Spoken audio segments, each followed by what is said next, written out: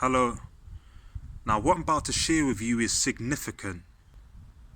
Did you know that our bodies are plant-based? Now, how did God make the human body in the beginning?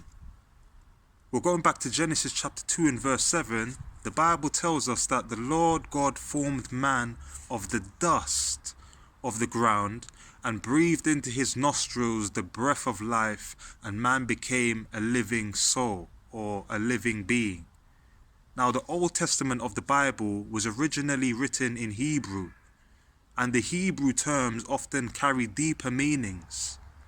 So the Hebrew term for dust in Genesis chapter 2 and verse 7 is aphor, or orphor, which can mean the ground, mud, soil of the earth.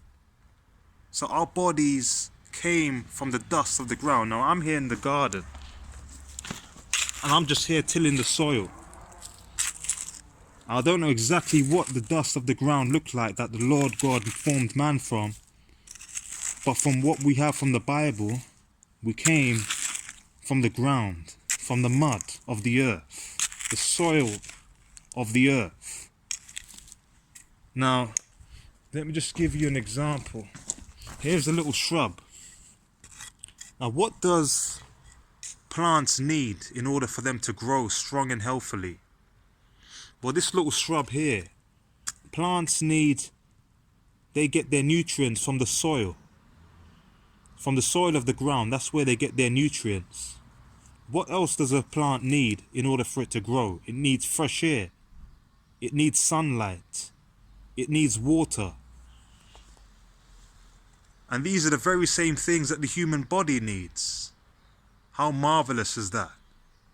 So if plants and things that grow from the earth, if the plants need these natural elements for them to grow strong and healthily, now you can see what our bodies need.